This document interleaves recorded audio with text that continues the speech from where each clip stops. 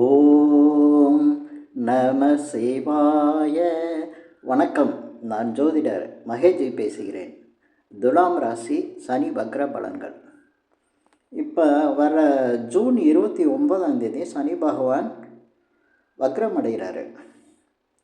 அதே போல் நவம்பர் 15 வரையும் அவர் வக்ர நிலையிலே இருப்பார். பொதுவாக கோச்சாரத்தில் சனி பகவான் இருக்கிறதுக்கு 5ஆம் இடத்துல சூரியன் போகும்போது, கோச்சார சூரியன் போகும்போது வக்ரமடையும்.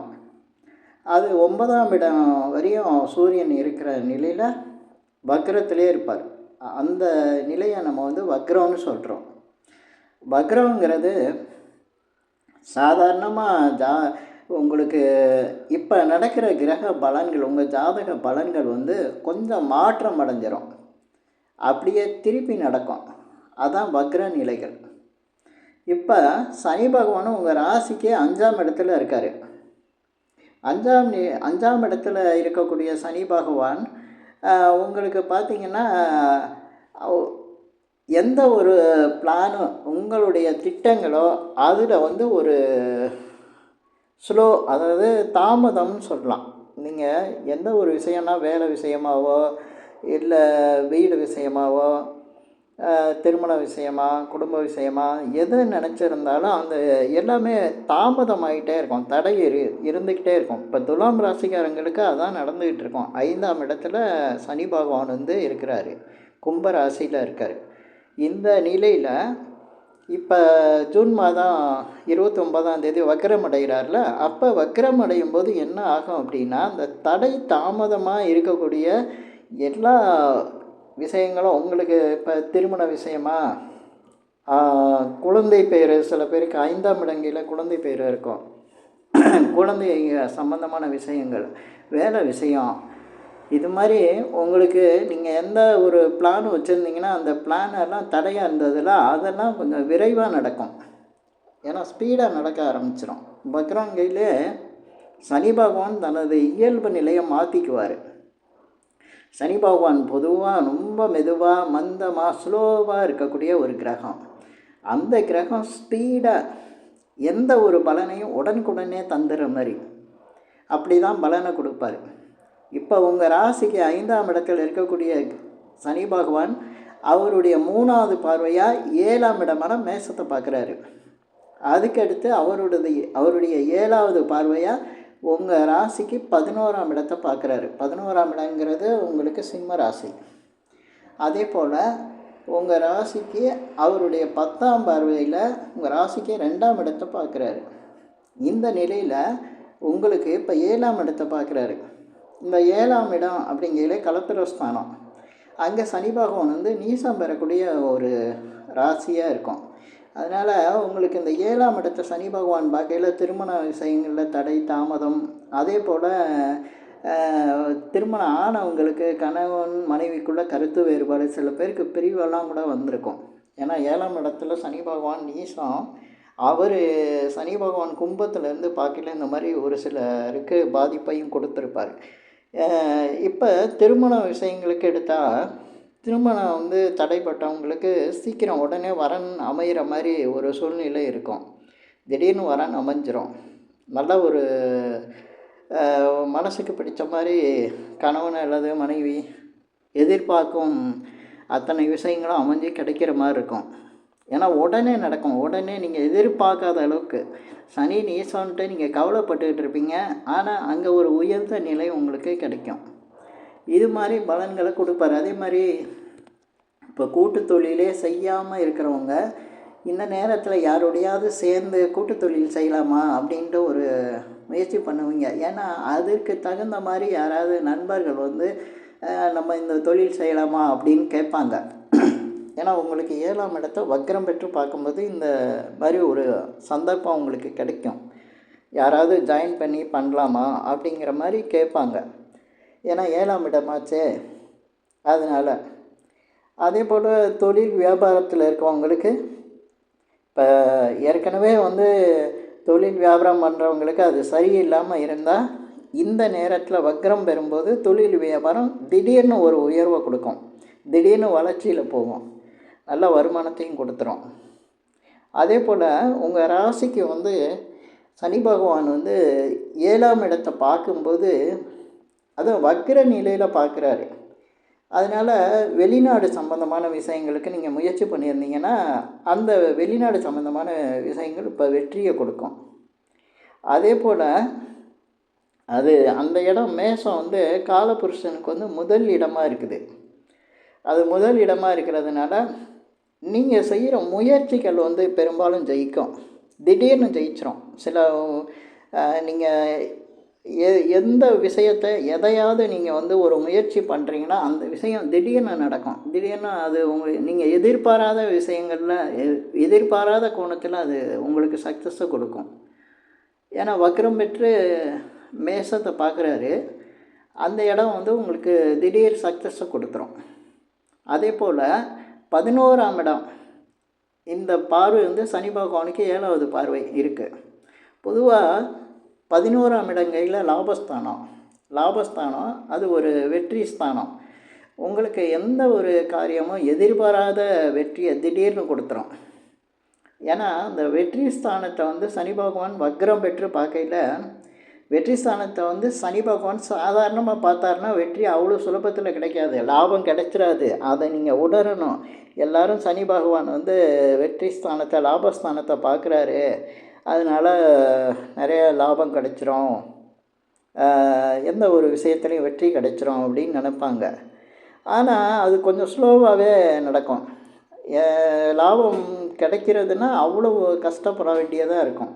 ரொம்ப கூடுதலாக அது என்ன சொல்கிறதுனா உங்களுக்கு உழைப்புக்கேற்ற ஊதியம் இருக்காது. ஆனால் இப்போ உழைப்பில்லாத ஊதியம் கிடைக்கிற மாதிரி இருக்கும். ஏன்னா 11ஆம் இடம் லாபஸ்தானத்தை வக்ரம் பெற்று சனி பகவான் பார்க்கையில் ரொம்ப ஸ்பீடாக கிடைக்கும். திடீர்னு நீங்கள் எடுக்கக்கூடிய எந்த முயற்சியும், இப்போ வேலை விஷயமாக ஏதாவது முயற்சி எடுக்கிறீங்க, திடீர்னு உங்களுக்கு வேலை கிடைச்சிரும்.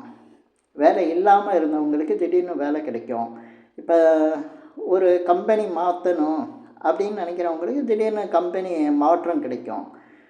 அதே போல் வியாபாரம் தொழில் செய்கிறவங்களுக்கு அந்த வியாபாரம் தொழில் வந்து செய்ய முடியாமல் ஏதாவது பிரச்சனைகள் இருந்தவங்களுக்கு அந்த பிரச்சனையெல்லாம் உடனே சால்வ் ஆகும், அதுக்கான உதவிகள் கிடைக்கும்.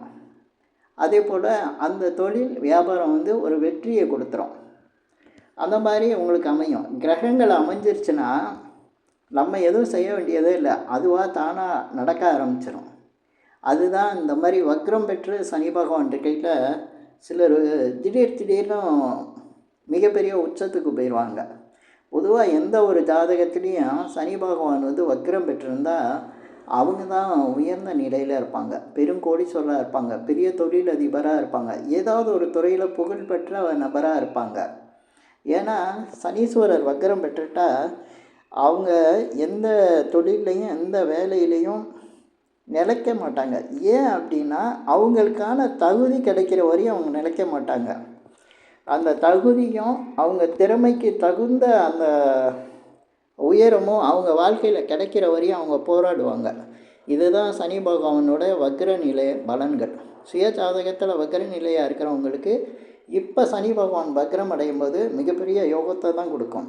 அதுவும் இந்த குறிப்பாக இந்த துலாம் ராசிக்கு சூரியனோட வீடான சிம்ம ராசியை 11ஆம் இடமாக அமைஞ்சிருக்கு. வெற்றி புகழ் இதை சொல்லக்கூடிய இடம், காலபுருஷனுக்கு 5ஆம் இடம். அந்த இடத்த பார்க்குறதுனால நிச்சயமாக ஒரு வெற்றி புகழ் மிகப்பெரிய அளவுக்கு லாபம் அதை மாதிரி உண்டாகும். இதுக்கடுத்து சனி பகவான் தனது 10வது பார்வையில் உங்கள் ராசிக்கு 2ஆம் இடமான தனஸ்தானம் குடும்பஸ்தானம் வாக்குஸ்தானத்தை பார்க்குறாரு. இது வரையும் குடும்பத்தில் ஏதாவது பிரச்சனைகள் இருந்துக்கிட்டு இருக்கும், சனி பகவான் பார்க்கும்போது இல்லாமலாம் இருக்கும். அப்போ உங்களுக்கு அந்த பிரச்சனைகள் வந்து சரியாகும். குடும்பத்துக்குள்ளே இருக்கிற பிரச்சனைகள் வந்து உங்களுக்கு ஒரு நல்ல நிலையை திடீர்னு ஒரு சுமூகமான நிலையை ஏற்படுத்திடுவார். அதே போல் பணம் தன வருமானத்துக்கு தடை,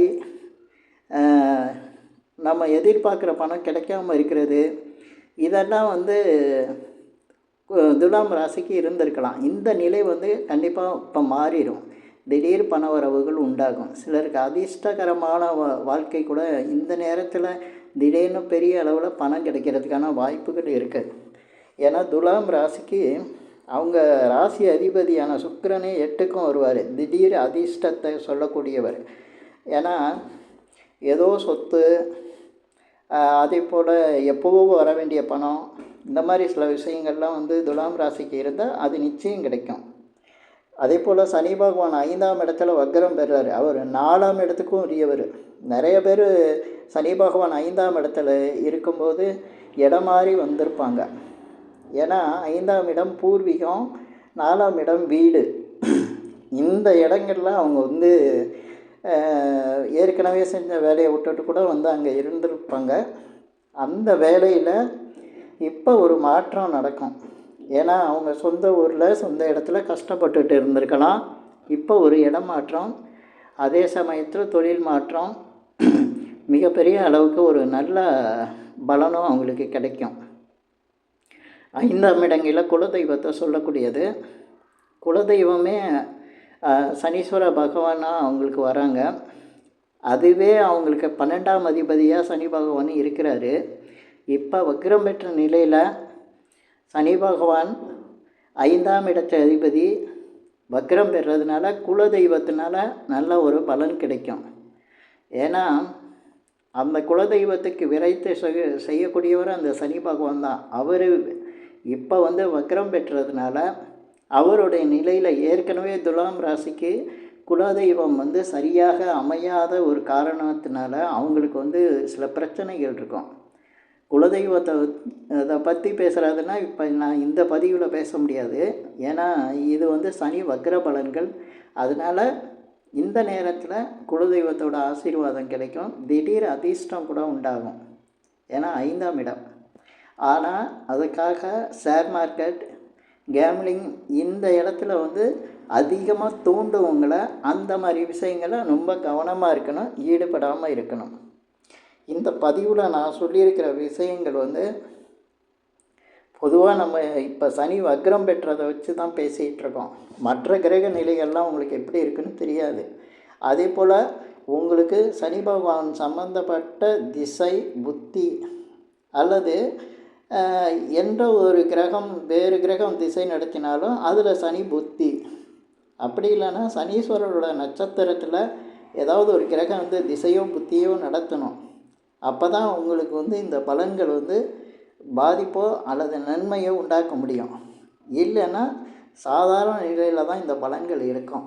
இந்த பதிவில் சொல்லியிருக்கிற இந்த பலன்கள் வந்து உங்களுக்கு பிடிச்சிருந்தா ஷேர் பண்ணுங்கள், லைக் பண்ணுங்கள். அதே போல் இந்த சேனலுக்கு சப்ஸ்கிரைப் பண்ணுங்கள். என்கிட்ட ஜாதகம் பார்க்கணுன்னா மட்டும் கீழே இருக்க என் நம்பருக்கு கால் பண்ணுங்கள். நன்றி, வணக்கம்.